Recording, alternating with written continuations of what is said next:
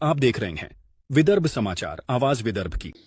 नमस्कार, विदर्भ समाचार में मैं नेहा आप सभी का स्वागत करती हूँ। बढ़ते हैं आज की कुछ खास खबरों की ओर। भारत निर्वाचन आयोग ने नागपुर संभाग में स्थानक निर्वाचन क्षेत्र के लिए 1 नवंबर 2025 की अर्हता तिथि के आधार पर नई मतदाता सूचियां तैयार करने के कार्यक्रम की घोषणा की है।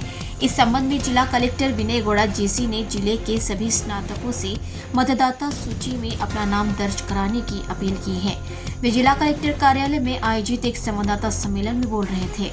इस अवसर पर उप जिला कलेक्टर चुनाव शुभम दांडेकर उपस्थित थे। जिला कलेक्टर विनय गौड़ा जेसी ने बताया कि स्नातक निर्वाचन क्षेत्र की सूची में पंजीकरण के लिए जिले के सभी तहसील कार्यालयों में आवेदन उपलब्ध करा दिए गए हैं।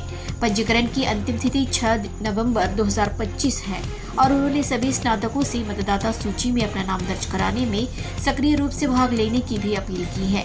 मतदाता पंजीकरण अधिनियम 1960 की धारा 31(3) के अंतर्गत सार्वजनिक सूचना के प्रकाशन की तिथि 30 सितंबर 2025, 2 धारा 31(4) के अंतर्गत समाचार पत्र में सूचना का प्रथम पुनः प्रकाशन 15 अक्टूबर 2025, 3 समाचार पत्र में सूचना का द्वितीय पुनर्प्रकाशन 25 अक्टूबर 2025, 4 मामला दर मामला आधार पर फॉर्म 18 के माध्यम से दावे और आपत्तियां प्राप्त करने की अंतिम तिथि 6 नवंबर 2025, पांडुलिपियों की तैयारी और प्रारूप मतदाता सूची का मुद्रण 20 नवंबर, 6 प्रारूप मतदाता सूची का प्रकाशन 25 नवंबर, 7 दावे और आपत्तियां प्राप्त करने की अवधि मतदाता पंजीकरण अधिनियम 1960 की धारा 12 के अंतर्गत 25 नवंबर से 10 दिसंबर 2025 तक, 8 दावा और आपत्तियों के निपटान की तिथि आपत्तियां के अनुपूरक सूची की तैयारी और मुद्रण 25 सितंबर को किया जाएगा, 9 मतदाता सूची का अंतिम प्रकाशन 30 दिसंबर 2025 को किया जाएगा।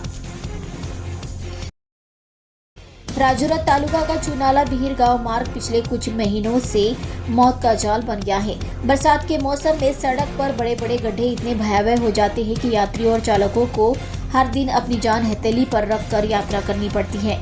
स्थानीय नागरिकों, ग्रामीणों और यात्रियों ने बार बार शिकायत की, बयान दर्ज कराया और प्रशासन से आवेदन किया, लेकिन हमेशा की तरह उन्हें केवल झूठे वायदे ही मिले।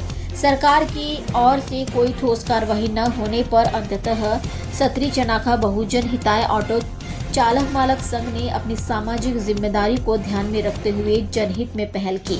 बिना किसी राजनीतिक या सरकारी मदद के संगठन ने अपने खर्चे पर 6 से 8 ट्रैक्टर मुरुम से सड़क के सभी गड्ढे भर दिए।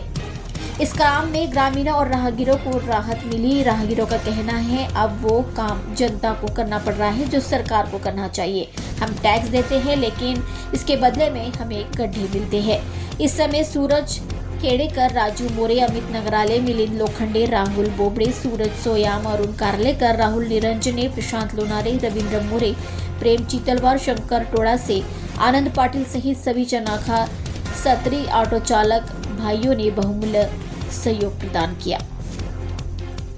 सिरोंचा उपखंड में अवैध रेत तस्करी की लगातार मिल रही शिकायतों के चलते जिला कलेक्टर अभिषंत पांडा ने सहायक जिला कलेक्टर और अहेरी के उपविभागीय अधिकारी कुशल जैन को इस संबंध में विशेष जांच करने के निर्देश दिए थे।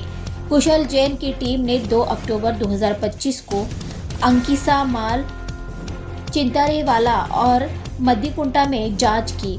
इस समय अंकिसा माल में सर्वेक्षण संख्या 908 में रेत के होर्डिंग में 64 ब्रास रेती की विसंगति और सर्वेक्षण संख्या 690 और 691 में होर्डिंग में 59 ब्रास रेत पाई गई।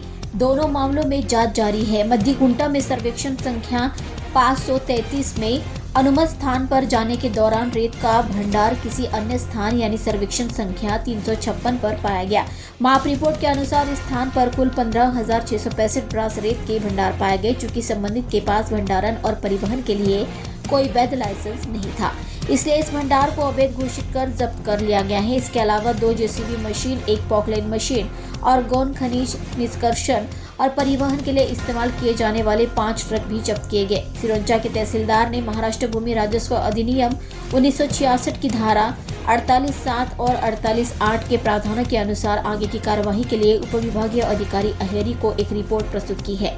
इसमें जब्त किए गए 15,665 पीतल के अवैध भंडार के लिए 18,600 प्रति पीतल के हिसाब से कुल अनुमानित जुर्माना 29,36,56,800 रुपये प्रस्तावित किया गया है।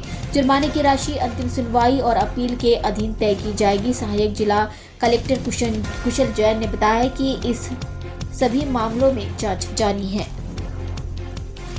खबरों में बस आज इतना ही। ताज़ा खबरों के लिए देखते रहिए विदर्भ समाचार। तब तक के लिए नमस्कार।